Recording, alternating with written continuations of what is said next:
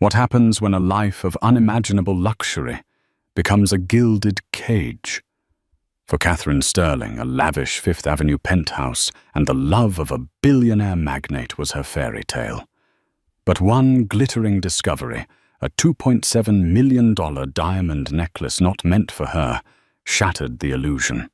Pregnant, betrayed, and financially frozen by a man who promised her forever, Catherine was left with nothing but her wits and a burning need for justice. This isn't just a story of infidelity. It's the story of how one woman turned her deepest humiliation into her greatest weapon, orchestrating a public spectacle so audacious it would bring a titan of industry to his knees.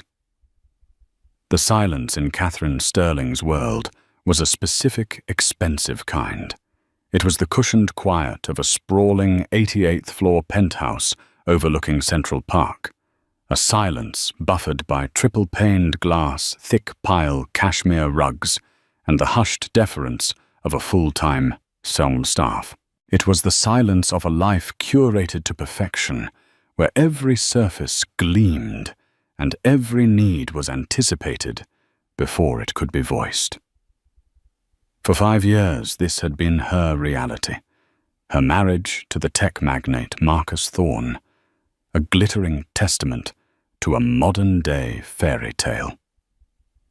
At 34, Catherine possessed a serene beauty that photographers for magazines like Vogue and Town and Country loved to capture. She wasn't just a wife, she was an architect, though her career had been gently shelved after the wedding, replaced by philanthropic endeavors and the demanding full-time job of being Mrs. Thorne. Now, 7 months pregnant with their first child, a daughter, she felt a nesting instinct so powerful it was almost primal. She spent her days overseeing the design of a nursery that was less a room for a baby and more a miniature celestial palace, complete with a ceiling painted with the constellations as they would appear on her due date. Marcus was the sun around which her universe orbited. A self-made billionaire who had clawed his way up from a working-class neighborhood in Queens to the pinnacle of global finance and technology, he was a force of nature. His charisma was a high-voltage current that could power a room, and his ambition was a fire that never dimmed. He adored Catherine, or so she believed. He called her his North Star, the calm, steady point in his chaotic world. Lately, however, his orbit had become more erratic. The business trips grew more frequent. The late nights at the office stretched into the pre-dawn hours. He'd return smelling of expensive whiskey and the faint, unfamiliar scent of a perfume that wasn't hers, a delicate, spicy fragrance she couldn't place. When she'd ask, he'd kiss her forehead, his lips cool and murmur about new investors from Dubai or a critical server merger in Singapore. He was so convincing, his explanations so detailed, that to doubt him felt like a betrayal in itself. She was pregnant hormonal, she told herself. Of course, she was feeling insecure. Their 6th anniversary was approaching. It was a milestone Marcus always celebrated with extravagant flair. The first year, it was a private yacht in the Aegean Sea. The third, he'd rented out a wing of the Musée d'Orsay for a private dinner. This year, Catherine hoped for something quieter, more intimate before the baby arrived, and their world changed forever. The discovery happened on a Tuesday. Marcus was in London for a 24-hour emergency board meeting. The maid, a sweet woman named Rosa, was turning down the master bedroom when a small platinum-colored receipt slipped from the pocket of the Tom Ford suit jacket Marcus had tossed onto a valet chair. Rosa, ever meticulous, placed it on Catherine's bedside table. Catherine noticed it later that evening while reading a book on natural childbirth. It was from Leviev, the ultra-exclusive diamond merchant on Madison Avenue, a place whose jewels made Cartiers look like costume pieces. Her heart gave a little flutter of excitement. Marcus had outdone himself again. Her fingers, slightly swollen from the pregnancy, trembled as she read the details. The date of purchase was from 3 weeks prior, during his summit in Geneva. The item description was what made her breath catch in her throat: le cœur de la nuit. The heart of the night, a custom-designed necklace. The price made her eyes widen until they ached. $2,700,000. $2.75 million. It was an obscene amount of money, even for them. It was more than a gesture. It was a statement. A wave of guilt washed over her, forever doubting him. He was working so hard, crossing continents, and all the while he was planning this breathtaking surprise for her. She carefully folded the receipt and tucked it away, a warm, secret thrill running through her. The anniversary was in 4 days. The 4 days passed in a haze of happy anticipation. Catherine felt a renewed wave of love for her husband, a deep, abiding affection that overshadowed any lingering whispers of doubt. He was a good man. Her man. On the morning of their anniversary, she awoke to find Marcus beside her, already dressed in a crisp shirt, smelling of his signature Creed cologne. He was smiling, his dark eyes crinkling at the corners. "Happy anniversary, my North Star," he said, his voice a low purr. He handed her a beautifully wrapped rectangular box from Van Cleef & Arpels. It was a beautiful box, but it wasn't from Leviev. A flicker of confusion passed through her, but she quickly suppressed it. Perhaps the necklace was a separate surprise for later. She eagerly untied the ribbon. Inside, nestled on a bed of black velvet, was a lovely Alhambra bracelet, the iconic 4-leaf clover design in mother-of-pearl and gold. It was classic, elegant, and expensive. It was probably worth $50,000. "It's beautiful, Marcus." "Truly," she said, and her gratitude was genuine. It was a stunning gift. But it wasn't a $2.75 million necklace. "I knew you'd love it," he said, fastening it around her wrist. "Simple, elegant, just like you." He kissed her, then a quick, perfunctory peck before glancing at his watch. "I'm sorry, my love, but the markets in Tokyo are going crazy. I have to take a conference call. I've made us a reservation at Per Se for tonight at 8. Wear that blue dress I love." And with that he was gone, leaving Catherine alone in the vast, silent bedroom. The gold bracelet felt strangely heavy on her wrist. The silence was no longer peaceful. It was oppressive. Where was le cœur de la nuit? The question gnawed at her all day. Maybe it was a surprise for dinner. Yes, that had to be it. He would present it to her over dessert, a grand, show-stopping finale to their anniversary celebration. She clung to that thought like a life raft. That evening she wore the cobalt-blue Brandon Maxwell gown he adored, the silk clinging to her baby bump. She felt beautiful, hopeful. At Per Se, with its panoramic views of Columbus Circle, the service was impeccable, the food a work of art. But Marcus was distracted. His phone buzzed incessantly on the table beside him. He kept checking it, his brow furrowed in concentration. He spoke of acquisitions and stock options, his words a wall between them. Dessert came and went, a delicate panna cotta with a single candle flickering in the center. He raised his glass of sparkling water to her glass of champagne. To us, Catherine. To the next chapter. But there was no other box, no grand reveal, just the check which he signed without looking at the total.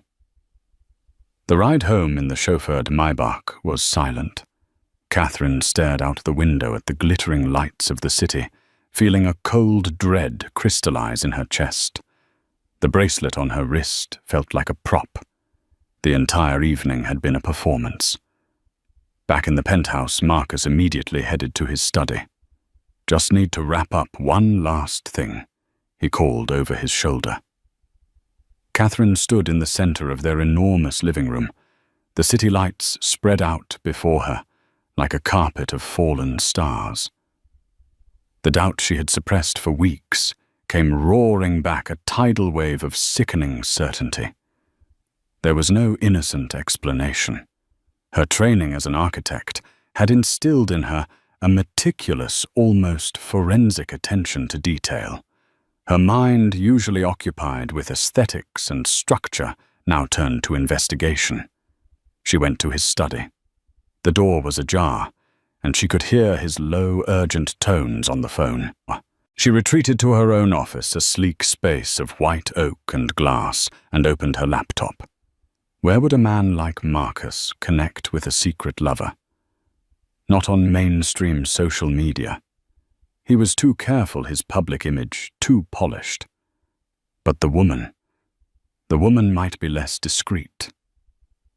She started with the location on the receipt. Geneva. The date. 3 weeks ago. She began searching social media platforms, not for Marcus, but for posts tagged at the high-end hotels and restaurants he frequented. The Four Seasons, the Michelin-starred restaurants, the exclusive clubs. It was a digital needle in a haystack. For hours, she scrolled through an endless stream of vapid wealth-signaling watches, cars, champagne. Then she found it. Her search query was simple: had Leviev to Geneva? Most of the results were from the brand's official account or jewelry enthusiasts. But one post stood out. It was from an Instagram account with the handle @IsaRossi. The user's name was Isabella Rossi. The photo posted exactly 3 weeks ago was a close-up shot. A young woman's décolletage, tanned and flawless.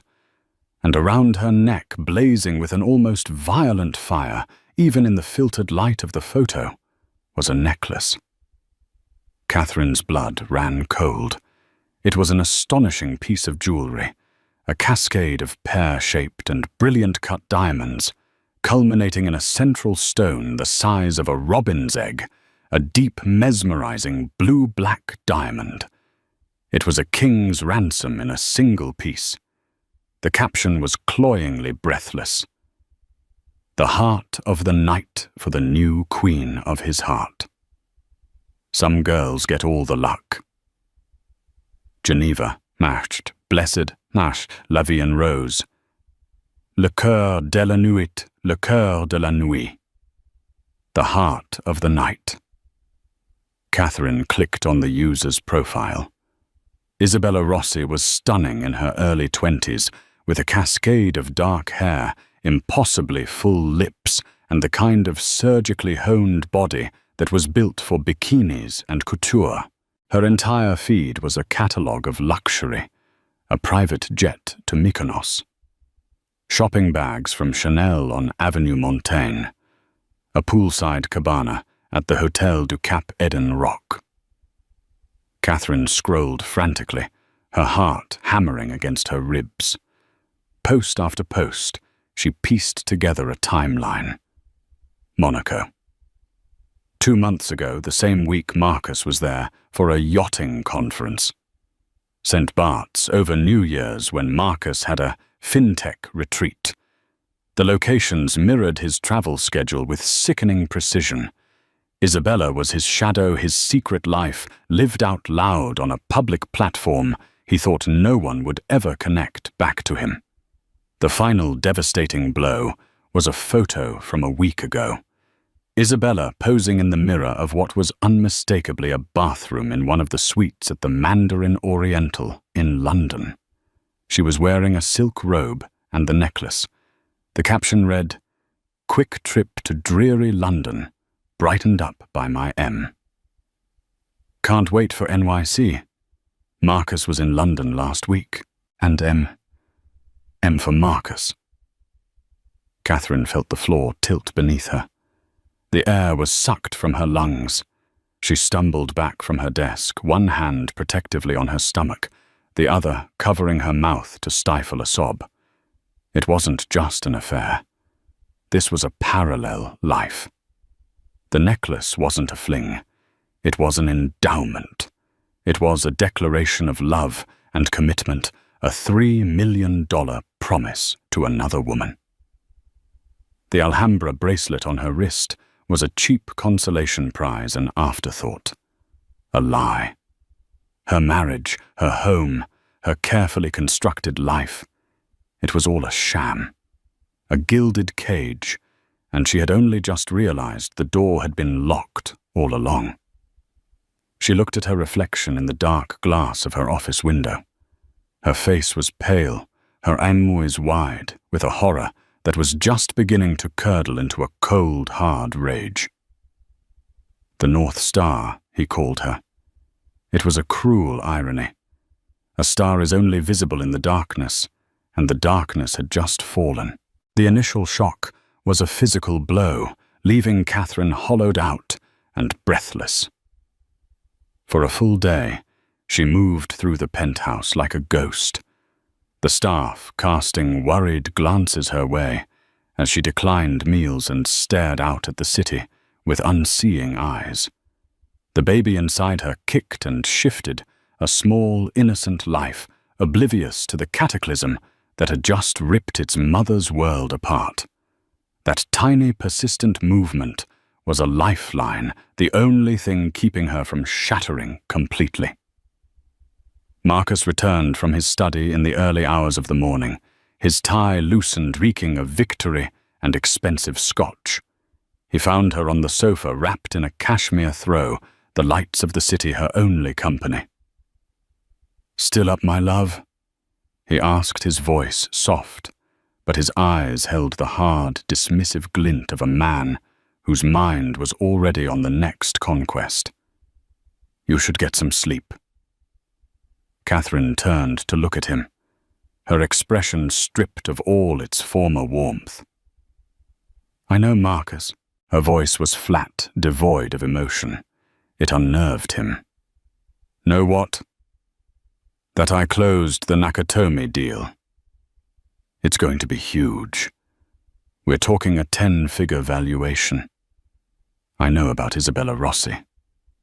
She said, her gaze unwavering. "I know about Geneva. I know about London. And I know about Le Coeur de la Nuit." The name of the necklace hung in the air between them, heavy and sharp as a shard of glass. The charming facade on Marcus's face didn't just crack. It fell away, completely revealing the cold, ruthless bedrock beneath. He didn't even have the decency to look surprised or ashamed. There was only a flash of annoyance, as if she were a minor inconvenience, a glitch in his perfectly coded life. "You've been snooping," he stated, his voice turning hard. It wasn't a question. "You left a $3 million receipt on my nightstand," she retorted, a tremor of anger finally breaking through her shock. "You flaunted your mistress all over Europe. I didn't have to snoop, Marcus. I just had to open my eyes." He let out a short, humorless laugh. "Don't be so dramatic, Catherine. It's not what you think." "Isn't it?"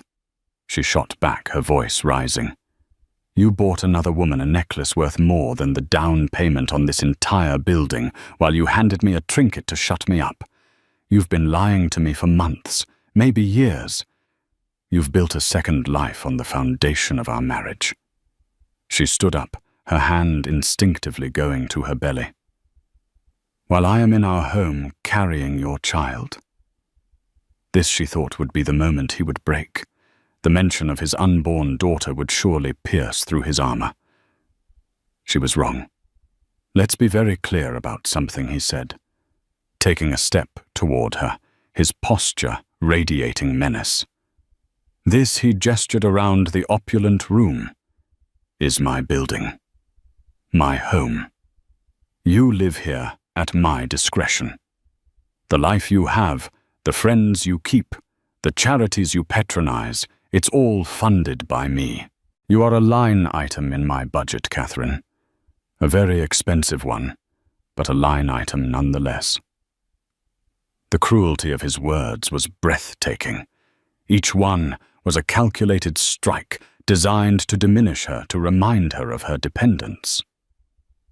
Our marriage, he continued, his voice dropping to a low, conspiratorial whisper, was a good merger. It served its purpose. You gave me class, a respectable, public face.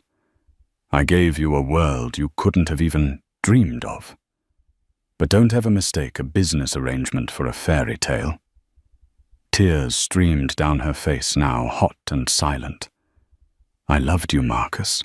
I thought you loved me. Love is for poets and children, he scoffed.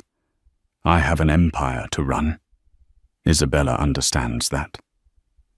She's fun. She's uncomplicated. She doesn't ask questions. He straightened his tie. Now this is what's going to happen. You will continue to play the part of the devoted wife, especially through the birth. We will maintain appearances. If you behave, your life will continue its comfortable trajectory. If you decide to make a scene, if you even think about the word divorce, I will cut you off without a cent. I will bury you in legal fees until you are begging on the street. My lawyers will paint you as an unstable gold-digging shrew, and I will make sure you never see a dime of my money. Am I understood? He was a monster. The man she had loved didn't exist. He had been a carefully crafted illusion, a role played by this cold, calculating stranger. Get out, she whispered, her voice trembling with a mixture of fear and white-hot fury. This is my house, Catherine. You don't give the orders here. But he did leave the room, striding back to his study and closing the door with a definitive click. A few minutes later, Catherine's phone pinged. A notification from her bank. Your credit card has been suspended. Another ping. Access to joint account ending in 4587 has been restricted. He was already making good on his threat. She was a prisoner, pregnant, emotionally devastated, and now financially impotent. He hadn't just broken her heart. He had put a gun to her head. The next 2 days were a blur of numb despair. She called her younger sister Chloe, a pragmatic and fiery journalist living in Brooklyn. Sobbing, she recounted the entire story, from the receipt to Marcus's vile threats. I knew it, Chloe seethed through the phone. I never trusted that slick bastard. Kat, you need to leave. Pack a bag and come to my place right now. I can't, Catherine cried. He's frozen everything. I have no money. He'll fight me for custody of the baby Chloe. He'll say I'm an unfit mother. He has the power and the money to create any narrative he wants. Okay. Deep breaths, Chloe said, her tone shifting from rage to strategy. Don't panic. He wants you to feel helpless. That's how guys like him win. They isolate you and make you think you have no options. But you do. You're the smartest person I know. You just need a weapon. A weapon. The word echoed in Catherine's mind. What weapon did she have? Marcus held all the cards, all the power, all the money. She felt utterly disarmed. She ended the call with Chloe, promising to stay safe and think. That night, unable to sleep, she found herself back in her office, staring at Isabella Rossi's Instagram page. It was a digital monument to Marcus's betrayal. She scrolled with a kind of masochistic fascination, each picture a fresh stab of pain. And then she saw it. It was a post from earlier that day, a close-up shot of the Le Coeur de la Nuit necklace lying on a swath of red velvet. The caption was a complaint masquerading as a brag. Ugh, the clasp on my baby is a little loose. M, is making me get it fixed before our big night out. So annoying to have to part with it even for a day, dropping it off at the master jeweler's. See you tomorrow. My love, Diamond. Problems. NYC, Catherine's mind, the architect's mind that saw patterns and weak points, kicked into overdrive. Dropping it off at the master jeweler's. There was only one place in New York you would take a Leviev piece for a clasp adjustment, the flagship store on Madison Avenue. See you tomorrow. Isabella was picking it up the next day. A wild, audacious idea began to form in her mind. It was insane. It was terrifying. It was also, she realized with a jolt, her only way out. She was Catherine Thorne, the legal, legitimate Mrs. Thorne. The necklace was purchased by her husband, Marcus Thorne. She had his name. She had the original receipt number and details memorized. She had her marriage certificate stored in a safe in her office. To the jeweler, she was the rightful claimant. Isabella Rossi was just a name in the wind. The plan solidified with breathtaking speed and clarity. It was a heist, pure and simple.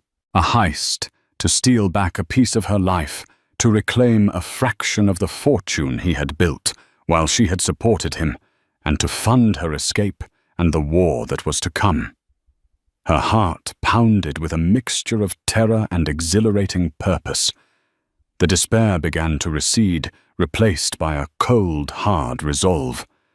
Marcus had called her a line item. He had called their marriage a business arrangement. Fine. It was time to liquidate her assets. She spent the rest of the night preparing. She found their marriage certificate in the safe, along with her passport and other identifying documents. She practiced her signature, the imperious flick of the T in Thorne that she had adopted. She rehearsed her lines. She couldn't appear nervous or hesitant. She had to embody the role of the entitled billionaire's wife, a woman for whom picking up a $3 million necklace was an errand as mundane as fetching dry cleaning. In the morning, she chose her outfit with the care of a soldier preparing for battle. A chic black maternity dress from the Row. Low, comfortable but expensive-looking Chanel flats. A pair of oversized Celine sunglasses to hide her eyes. And on her wrist, she wore the Van Cleef & Arpels bracelet. He had given her the perfect prop. She looked every inch the part of the pampered, slightly inconvenienced Mrs. Thorne. Before she left, she stood before the mirror. Not the shattered woman of the day before, but a strategist. He had threatened to bury her. He had underestimated her. He had forgotten she was an architect. She knew how to build, but she also knew how to handle a demolition. And she was about to bring his world crashing down. The taxi ride down Madison Avenue was the longest of Catherine's life. Each stoplight, each yellow cab that cut in front of them stretched her nerves thinner. The city outside the window was a blur of motion and noise, but inside the cab an icy calm had settled over her. It was the focus that came before a final exam, or a major presentation, the quiet before the storm. She clutched her Hermès handbag, the leather cool and smooth beneath her tense fingers. Inside her passport, and a copy of the marriage certificate, felt like contraband. The Leviev boutique was less a store and more a temple to wealth. Its discreet facade of dark, polished stone was broken only by a single, heavily fortified door and a small, elegant window displaying a lone, magnificent yellow diamond ring. A formidable-looking security guard in a tailored suit stood impassively by the entrance. Catherine paid the driver, took a deep, steadying breath, and walked toward the door. The guard's eyes swept over her, taking in the designer dress, the expensive handbag, the pregnant belly. He seemed to categorize and approve of her in a single glance. He opened the heavy door for her, without a word. The interior was hushed and opulent, a world of pale grey suede walls, gleaming chrome and soft strategic lighting designed to make the diamonds in their glass cases glitter with an almost supernatural fire. A chic saleswoman with a severe black bob and an accent that floated somewhere over the mid-Atlantic glided toward her. "Good morning, madame. How may I help you?" This was it. The performance began now. Catherine slid her Celine sunglasses down her nose, affecting a look of mild annoyance. "I'm here to collect a piece," she said, her voice cool and clipped. "My husband, Marcus Thorne, had it brought in for a repair yesterday." A necklace. The woman's professional smile didn't falter. "Of course, Mrs. Thorne. Do you have the claim ticket?" A jolt of panic. A claim ticket. Of course there would be a claim ticket. Isabella would have it. Catherine hadn't accounted for this. For a terrifying second her mind went blank. Then instinct took over. She gave a small, exasperated sigh, the kind a woman who couldn't be bothered with such trivialities would make. "Oh, honestly, I have no idea where his assistant put it," she said, waving a dismissive hand. "You know how it is. The name is Thorne, Thorne.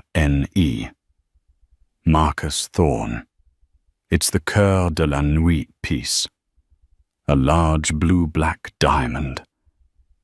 She said the name of the necklace with such authority, such casual ownership, that the saleswoman's deference deepened. The piece was obviously well known to the staff. "Of course, Mrs. Thorne. One moment, please. I will just need to see a form of identification." Naturally, Catherine said, opening her handbag and retrieving her passport. She handed it over. The woman took it, her eyes flicking from the photo to Catherine's face, then to the name. Catherine Sterling Thorne. The woman disappeared into a back room behind a heavy, silent door. Catherine was left alone in the showroom, her heart hammering a frantic rhythm against her ribs. She could feel the sweat prickling at her hairline. She stared into a case filled with diamond earrings, each pair worth more than her sister's apartment, and forced herself to breathe. Inhale for 4, hold for 7. Exhale for 8. The Lamaze technique she'd been practicing for childbirth was now being used to pull off a multi-million-dollar heist. What felt like an eternity later, the woman returned. In her hands, she carried a large, flat box of dark velvet. Catherine's breath hitched. "Everything is in order, Mrs. Thorne," the woman said with a smile. "We have tightened the clasp and given the piece a full complimentary cleaning. It's looking absolutely radiant." She placed the box on a glass counter and opened it. There it was. Le Cœur de la Nuit. It was even more spectacular in person. The diamond seemed to drink the light, the central stone, a vortex of deep cosmic blue and black. It was beautiful and terrible, all at once, a physical manifestation of her husband's betrayal. "Would you like to inspect it?" the woman asked. Catherine couldn't bear to touch it. "No, that's fine. I'm in a dreadful hurry. Just wrap it up for me, please." Moments later, she was walking out of the boutique, a discreetly luxurious shopping bag in her hand. The guard opened the door for her again. The sunlight on Madison Avenue seemed impossibly bright. She had done it. She had walked into the lion's den and walked out with the lion's treasure. She hailed the first taxi she saw, her hands shaking so violently she could barely open the door. "Where to, ma'am?" the driver asked. She didn't go to Chloe's. She didn't go back to the penthouse. She gave him the address of a law firm in the Seagram building, a name she had pulled from an article in the New York Law Journal about the city's most formidable divorce attorneys. Amelia Hayes was exactly as her reputation suggested, sharp, impeccably dressed in a steel-grey power suit with intelligent eyes that missed nothing.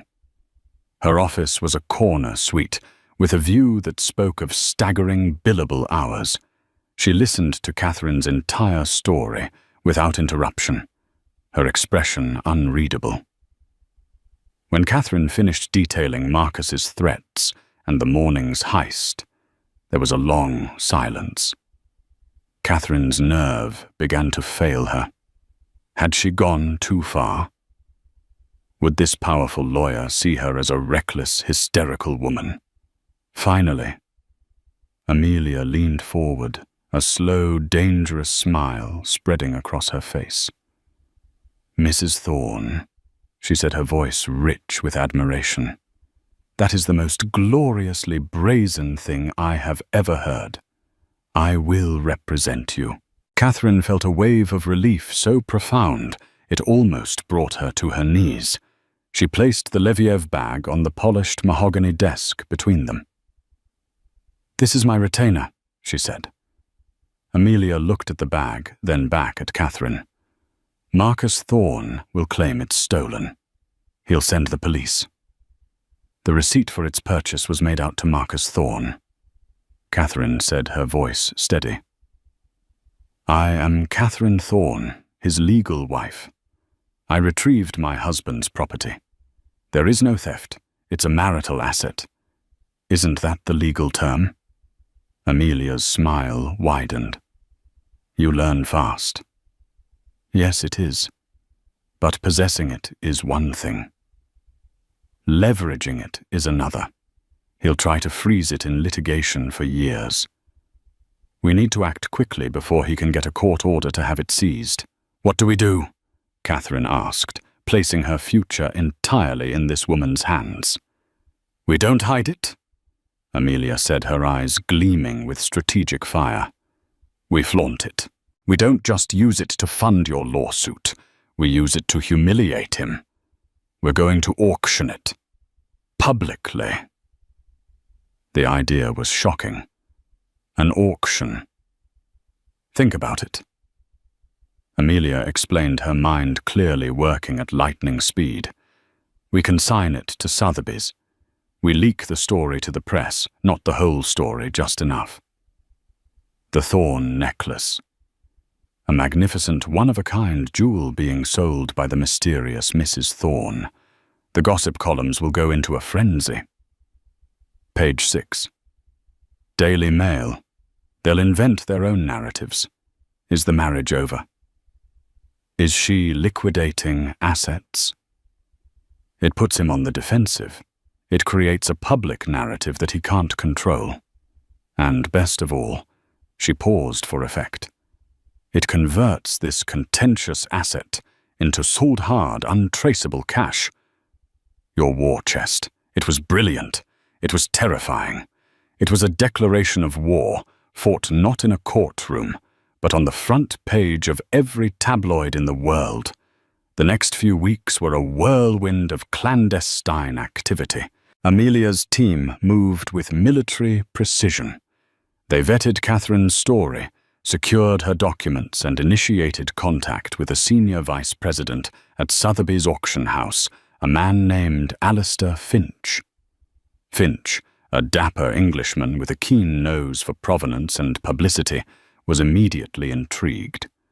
When he saw the necklace in the secure viewing room of Amelia's law firm, his professional composure barely concealed his excitement.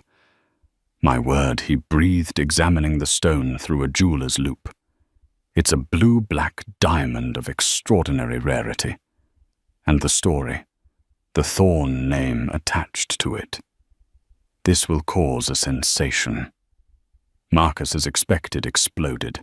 The moment he discovered the necklace was gone, presumably after a frantic, hysterical call from Isabella Rossi, he unleashed his fury. Catherine, who was by then safely ensconced in a luxury serviced apartment rented under a corporate LLC created by Amelia's firm, received a barrage of venomous texts and voicemails. He threatened lawsuits, criminal charges, and utter ruin. His lawyers sent cease and desist letters to both Amelia and Sotheby's claiming the necklace was stolen property. Amelia's response was a masterclass in legal jiu-jitsu. She sent back a polite letter, accompanied by a copy of the Thornes' marriage certificate, and a statement affirming that her client, Mrs. Catherine Thorne, was merely exercising her right to manage a marital asset. Sotheby's own legal department, smelling the PR opportunity of a lifetime, and protected by Catherine's clear legal standing as his wife, stood firm. They announced the auction. Lot 137 in their upcoming Magnificent Jewels auction in New York. Le Coeur de la Nuit, now publicly and deliciously nicknamed the Thorne Necklace. The pre-auction estimate was set at $3 million to $5 million, the high end, reflecting its newfound notoriety. The story erupted just as Amelia had predicted. Page 6 ran the headline, "Thorne on the Rocks. Billionaire's wife to auction mystery diamond." The article was filled with speculation, quoting anonymous friends who suggested a major marital rift. The narrative was set. Catherine was the enigmatic, wronged woman, and Marcus was the powerful husband with a secret. He was used to controlling the news cycle about his business. This personal scandal, so public and humiliating, was a territory for which he was unprepared. He was being outplayed at his own game, and he was furious. For Catherine, living in her anonymous apartment, it was a surreal experience. She was at the center of a media storm, yet completely removed from it. She spent her days attending prenatal appointments, meeting with Amelia, and preparing for the fight of her life. The fear was still there, a constant low hum beneath the surface, but it was now overlaid with a powerful sense of agency. She hadn't just taken the necklace, she had taken back control. The auction wasn't just about money, it was about justice. It was a public reckoning, and the whole world was invited to watch. The main auction salon at Sotheby's New York headquarters was a theater of immense wealth and silent predatory tension, the air thick with the scent of expensive perfume and old money, crackled with an energy that had little to do with the art and antiques lining the walls. Tonight, the main event wasn't an impressionist painting or a royal antiquity. It was a public execution of a reputation, and the room was packed with spectators eager for the spectacle. They sat in rows of plush red velvet chairs, a congregation of the world's richest and most powerful oil scions from Texas, looking bored, fresh-faced tech billionaires in hoodies, trying to look unimpressed, and stone-faced representatives for anonymous international consortiums. Along the sides of the room, a veritable flock of journalists and society columnists stood with notebooks poised, their expressions a mixture of professional interest and undisguised glee. They were vultures circling a gilded carcass, and the carcass in question was the public image of Marcus Thorne. Catherine was not among them. She was miles away in the serene anonymity of the corporate apartment that had become her sanctuary and war room. The city lights of a different neighborhood twinkled outside her window, a view she found comforting in its unfamiliarity. She sat on a plush sofa, her bare feet tucked underneath her, a bowl of untouched strawberries on the table. Beside her, Chloe provided a steady, grounding presence, her hand resting on Catherine's arm. They watched the scene unfold on a large television screen, fed by a secure private live stream link provided by Amelia's firm. The feed was crystal clear, capturing every subtle nuance, every nervous twitch, and every predatory smile. "Look at them all," Chloe murmured, her voice laced with disdain. "They look like sharks that have smelled blood in the water." Catherine could only nod her throat tight. Every time the camera panned across the crowd, her stomach twisted. These were people she knew. She had sat on charity boards with these women, hosted these men for dinner. Now they were here to watch her life get publicly dissected. She saw Blythe Carrington, the doyen of Upper East Side society, whispering behind her program to a friend, her eyes glinting. She saw a young rival of Marcus's from Silicon Valley, smirking openly. It was a painful, surreal tableau. And then the camera found him. Marcus. He sat in the third row, an island of furious stillness in a sea of murmurs. He was dressed in a dark, impeccably tailored Brioni suit, a walking monument to power and arrogance. Flanked by his lawyers, he stared straight ahead at the podium, his face a chiseled mask of control. But Catherine, who had studied that face for years, could see the truth. She saw the minute tightening of the muscles along his jaw, the almost imperceptible tremor in the hand that rested on his knee, the cold, dead fire in his eyes. He wasn't there to bid. He was there as a warning, a human shield for his own ego, trying to intimidate the room into devaluing the prize. His presence was meant to scream, "This is mine. You dare not touch it." On the podium, the auctioneer Alistair Finch, a man born for this kind of high-stakes theatre, finally arrived at the main event. And now he announced his voice, a smooth, cultured baritone that carried to every corner of the room. "We come to lot 137. A jewel of truly exceptional character, and shall we say a rather compelling modern provenance." A wave of knowing, suppressed laughter rippled through the audience. Marcus's stony expression didn't change, but a faint flush of color crept up his neck. "Known as Le Coeur de la Nuit." Finch continued as a high-definition video of the necklace filled the large screen behind him, each diamond magnified to the size of a fist, or as the press has so memorably christened it, the Thorn Necklace. The baby inside Catherine gave a sudden powerful kick, as if reacting to the tension radiating from the screen. She gasped, placing both hands on her belly.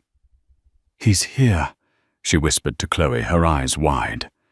It was a strange, grounding sensation, a reminder of the new life that was at the heart of this entire battle.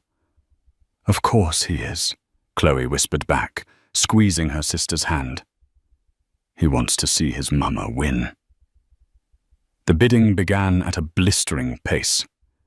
Finch, a master of his craft, orchestrated the proceedings like a symphony conductor. $2,500,000, thank you, sir. A swift start. Do I hear 2-7 a paddle, shot up from the phone bank, 2,700,000 from the telephone bidder, and 3 million from the gentleman in the fifth row. At 3 million do I hear 3.2. The bids flew, the numbers climbing so fast they became an abstraction. 3.2 million. 3.5. 3.8. It surpassed the original purchase price in less than 90 seconds. Each new bid was a nail in the coffin of Marcus's pride, a public refutation of his power. He sat immobile, a statue of rage. But the aura of menace he had tried to project was failing. The story behind the necklace had made it more desirable than he could have ever imagined. It was no longer just a piece of jewelry. It was a trophy of a financial and social war, and the men in this room were all warriors in their own right. At $4,500,000, the bidding finally began to slow. The initial frenzy subsided, leaving only 3 serious contenders. The gentleman in the fifth row, a determined phone bidder, and a man in the front row, who Catherine recognized as a proxy for a Middle Eastern royal family. The air grew thick with anticipation. $4,500,000 to the gentleman in the front row. Finch said, his voice dropping slightly to draw the room in. "Are we all done at 4.5 million?" And then a new player entered the game. From the back of the room, a place usually reserved for staff or minor attendees, a new paddle was raised. It was held by a woman Catherine hadn't noticed before. She was elegantly dressed in a cream-colored Chanel suit and a wide-brimmed hat that cast her face in shadow. Her posture was ramrod straight, and her movement was economical and decisive. There was no hesitation, no nervous glance around the room. Just the paddle raised with quiet, unshakable authority. Finch's professional gaze snapped to her.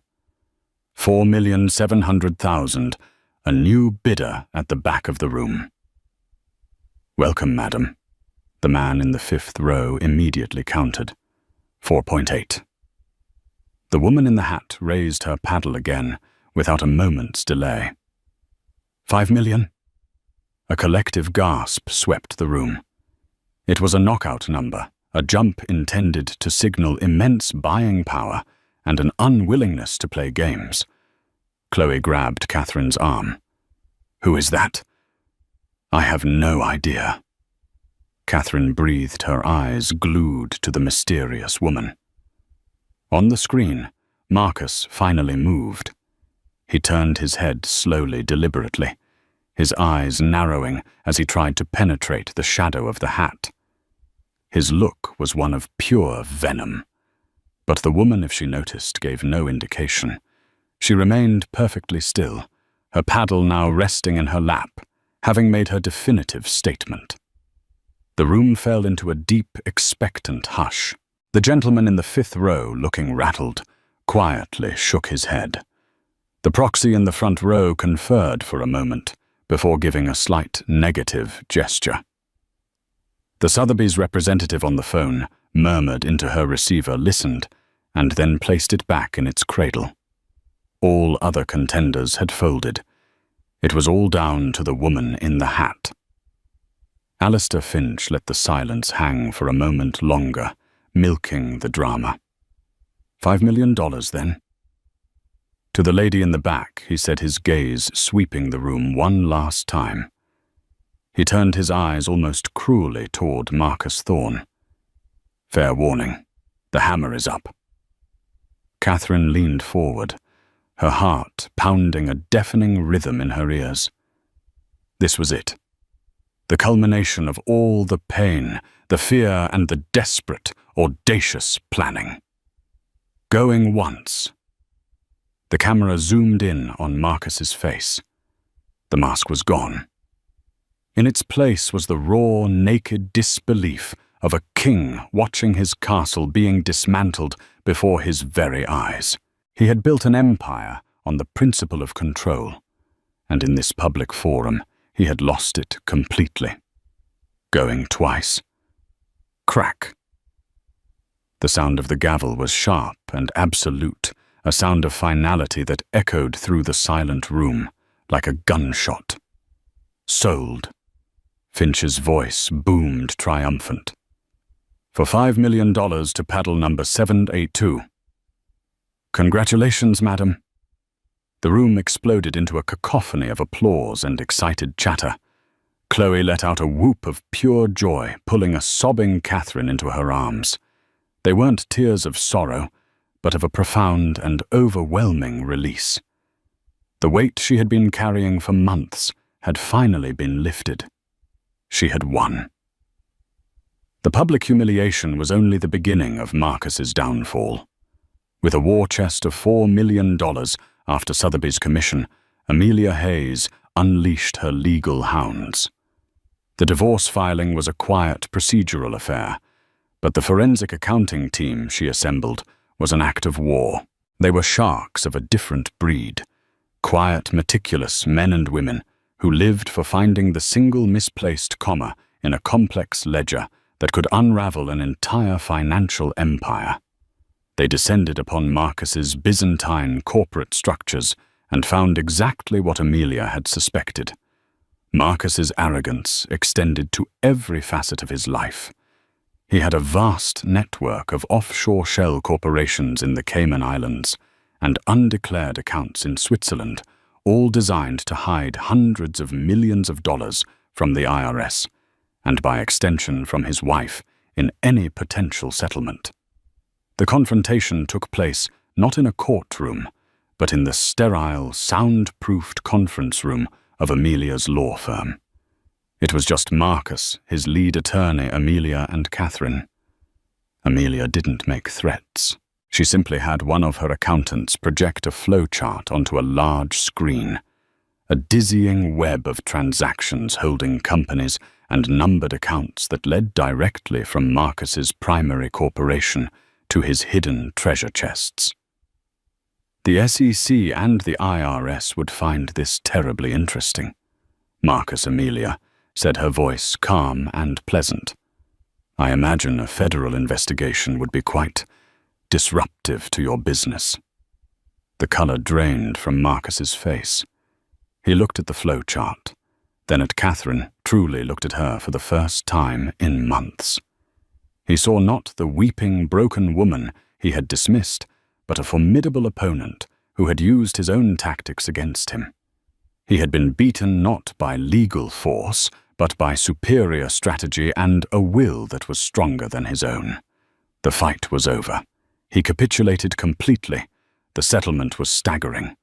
Catherine received a sum that was astronomical by any standard, securing her future and the future of her child in perpetuity. She was also granted the Fifth Avenue penthouse, a final ironic trophy.